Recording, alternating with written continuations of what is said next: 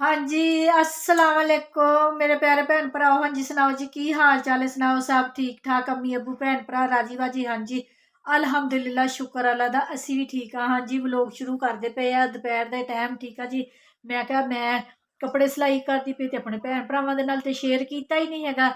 ये तो गलत गल हैगी, मैं ना इंसाफी करती पई हाँ। ठीक है जी, ते मैं डाई हुई है मशीन अंदर बैड के उत्ते रखी हुई है। ठीक है जी, ए मैं शर्ट सिलाई की हैगी आ। ठीक है जी, ਤੇ ਨਾਲ ਇਹਦੇ ਹੈਗਾ ਵਾ ਟਰੋਜ਼ਰ, ਇਹ ਵਾਲਾ ਨਾਲ ਟਰੋਜ਼ਰ ਹੈਗਾ ਵਾ।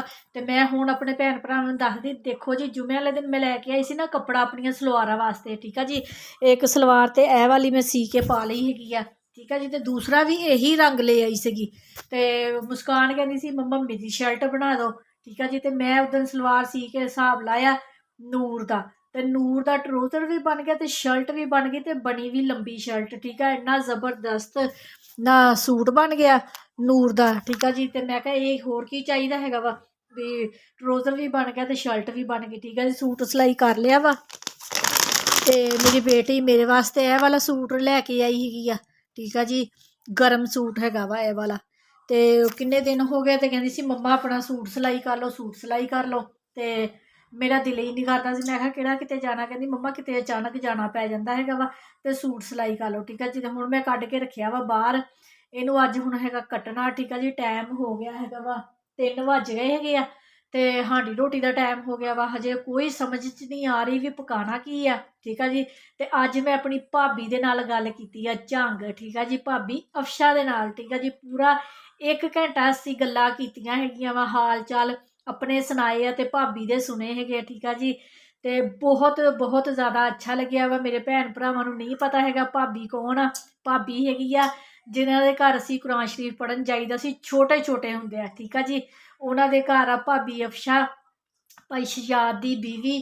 ਠੀਕ ਆ ਜੀ, ਜਦੋਂ ਭਾਬੀ ਦੀ ਭਾਈ ਸ਼ਜਾਦ ਦੀ ਸ਼ਾਦੀ ਹੋਈ ਸੀ ਨਾ ਲਾਹੌਰ, ਬਰਾਤ ਦੇ ਨਾਲ ਮੈਂ ਵੀ ਗਈ ਸੀਗੀ, ਤੇ ਇੰਨਾ ਅੱਛਾ ਲੱਗਦਾ ਸੀ ਉਹ ਬਚਪਨ ਦੇ ਦਿਨ, ਤੇ ਇੰਨਾ ਯਾਦ ਆਉਂਦਾ। ਤੇ ਸਾਡਾ ਭਾਬੀ ਦੇ ਨਾਲ ਰਾਬਤਾ ਹੁੰਦਾ ਵਾ, ਤੇ ਮੈਂ ਜ਼ਰੂਰ ਜਦੋਂ ਵੀ ਟਾਈਮ ਲੱਗੇ ਤੇ ਮੈਂ ਭਾਬੀ ਦੇ ਨਾਲ ਗੱਲ ਕਰਨੀ ਹੁੰਦੀ। ਤੇ ਉਹਨਾਂ ਦੇ ਬੱਚੇ ਆ ਜਿਹੜੇ, ਉਹ ਵੀ ਮੇਰਾ ਵਲੋਗ ਦੇਖਦੇ ਆ, ਭਾਬੀ ਨੂੰ ਦਿਖਾਉਂਦੇ ਹੁੰਦੇ, ਤੇ ਭਾਬੀ ਬੜਾ ਖੁਸ਼ ਹੁੰਦੀ ਆ।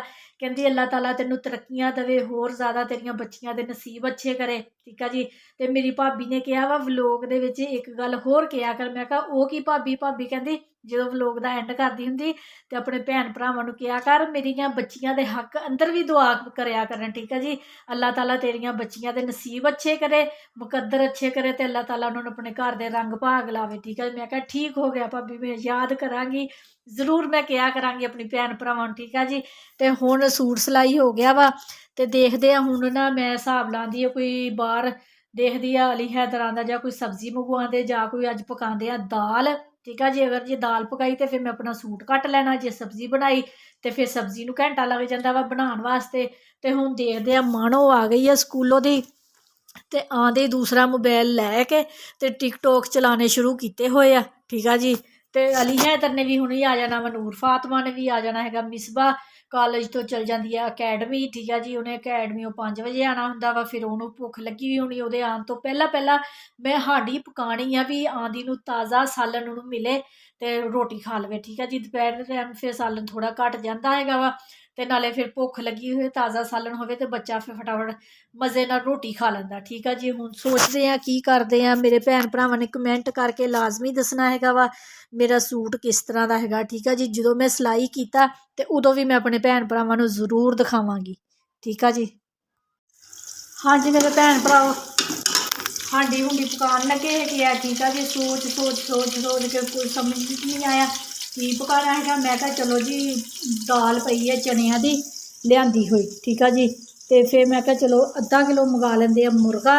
ਠੀਕ ਆ ਜੀ, ਮੁਰਗਾ ਤੇ ਚਨਿਆਂ ਦੀ ਦਾਲ ਪਕਾ ਲਈ। ਠੀਕ ਆ ਜੀ, ਮਜ਼ੇਦਾਰ ਤੇ ਕਰਾਰੀ ਜੀ ਕਰਕੇ। ਠੀਕ ਆ ਜੀ, ਅਗਰ ਜੇ ਫੂਡ ਅਲਰਜੀ ਬਣਾਉਣੀ ਆ, ਰੈਸਪੀ ਮੇਰੀ ਪੂਰੀ ਦੇਖਿਆ ਕਰੋ, ਵਲੋਗ ਪੂਰਾ ਦੇਖਿਆ ਕਰੋ, ਲਾਈਕ ਤੇ ਸਬਸਕ੍ਰਾਈਬ ਵੀ ਕਰ ਦਿਆ ਕਰੋ, ਘੰਟੀ ਦਾ ਬਟਨ ਲਾਜ਼ਮੀ ਦਬਾ ਦਿਆ ਕਰੋ, ਕਿਉਂਕਿ ਆਉਣ ਵਾਲੀ ਹਰ ਵੀਡੀਓ ਮੇਰੀ ਤੁਹਾਨੂੰ ਮਿਲ ਸਕੇ। ਠੀਕ ਆ ਜੀ, ਹੋਟਲ ਵਰਗੀ ਮਜ਼ੇਦਾਰ ਕਰਾਰੀ ਮੁਰਗ ਚਨਿਆਂ ਦੀ ਦਾਲ ਪਕਾਉਣੇ ਦਾ ਤਰੀਕਾ। ਠੀਕ ਆ ਜੀ, ਇਹ ਹੈਗੇ ਸਾਡੇ ਜੀ ਮਿਰਚ ਤੇ ਮਸਾਲੇ, 3 ਚਮਚੀਆਂ ਮਿਰਚਾਂ ਦੀਆਂ, 3 ਨਮਕ ਦੀਆਂ, 1 ਚਮਚੀ ਹੈਗੀ ਜੀ ਹਲਦੀ ਦੀ, ਇੱਕ ਸਾਡੀ ਆ ਗਈ ਜੀ ਬੜੀ ਕਾਲੀ ਉਹ ਕੀ ਕਹਿੰਦੇ ਹੁੰਦੇ ਦਾਲਚੀਨੀ ਦਾ ਟੁਕੜਾ, ਤੇ ਬੜੀ ਇਲਾਇਚੀ, ਠੀਕ ਆ ਜੀ, ਤੇ ਜ਼ੀਰਾ ਗਰਮ ਮਸਾਲਾ ਪੀਸਿਆ ਹੋਇਆ, ਇਹ ਚੀਜ਼ਾਂ, अदरक लसन ते हरियां मिर्चा। टमाटर हो गए महंगे, टमाटर मैं पाने बंद कर दिते। मैं कहा जो थोड़े हल्के सस्ते होंगे तो फिर टमाटर पाया करेंगे, ठीक है जी। प्याज साडे हो रहे हैं ब्राउन, प्याज ब्राउन होंगे तो मसाले में शामिल करते हैं, क्योंकि खुले घे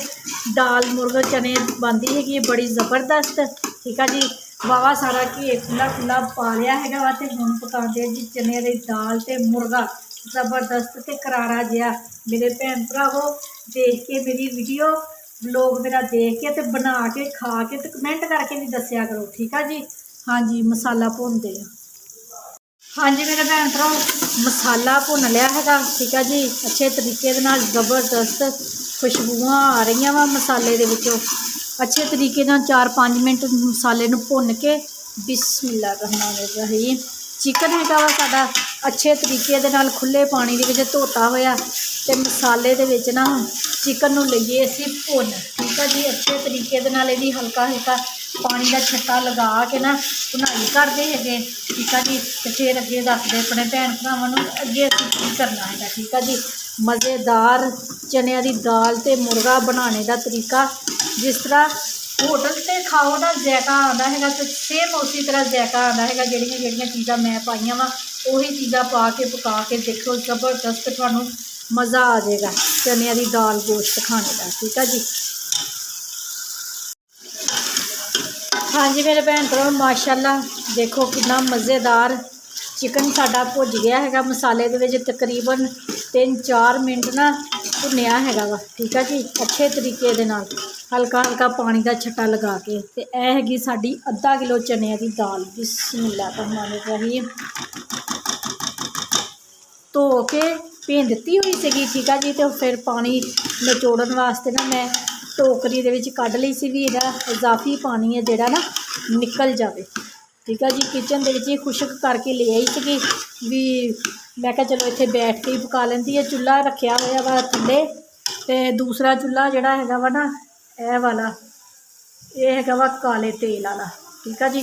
काले तेल वाला चुल्हा जिहड़ा इहदे तो मैं बनानी है सुबह नूं नाश्ता, ठीक है जी। तो मैं कहा भी सिलेंडर से शाम नूं हांडी पकनी होंदी ते सिर्फ दूध नूं पत्ती लगानी होंदी बच्चों वास्ते, वो मैं कहा गैस ते इत्थे कर लिया करांगे जिन्ना चिर ना काला तेल पिया है वा वो इस्तेमाल करते। सुबह नाश्ता जिहड़ा ना वो बनाना होंदा, वो ज़्यादा कम होंदा। 2 किलो दुध काढ़ना होंदा, फिर चाय बनानी होंदी है, फिर बच्चों के पराठे बनाने होंगे, फिर सालन गर्म करना होंदा वा। सुबह में खेचल होंदी है ज़्यादा, ठीक है जी। तो मैं कहा चलो सुबह सुबह जरा ज़्यादा काम वाला काम है वा ना वो कर लेंगे काले तेल ते शाम की जी हांडी हैगी आ वो बना लेंगे है सिलेंडर पर, ठीक है जी। अच्छे तरीके दे नाल दाल नूं भी भुन लिया है वा। बिस्मिल्लाहिर्रहमानिर्रहीम। हाँ जी हुण पा दईए पानी, ठीक है जी। पानी पाता है हसबे ज़रूरत,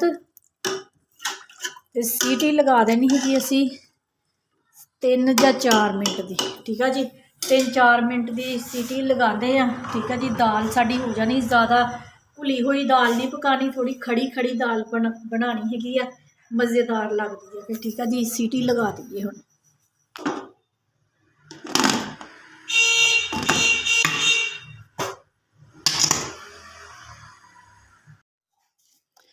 हाँ जी मेरे भैन भरा माशाल्लाह सालन साडा मज़ेदार बन गया वा, ठीक है जी। प्लेट दे विच कढ़ लिया है सालन, रोटियां पका लियांदियां वा उपर छत ते जाके, ठीक है जी। फिर हुण रोटी खांदे आ ते नाले अपने भैन भरावां कोलों लैंदे आ अल्लाह हाफिज़, अंदर जाके रोटी खांदे आ, ठीक है जी।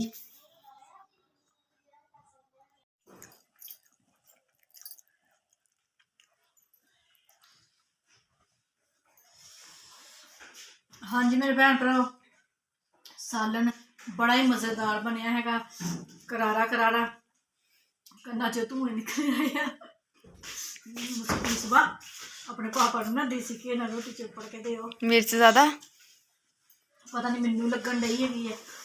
अली पानी लियांदा जग भर के, जग खाली है मेरा, जग भर के लिया पानी तो जल्दी में पानी पीना। हाँ जी मेरे भैन भरावो थानू साडा अज दा व्लॉग अच्छा लग्या तो लाइक कर दो, सबसक्राइब कर दो, घंटी का बटन लाजमी दबा दो, ठीक है जी।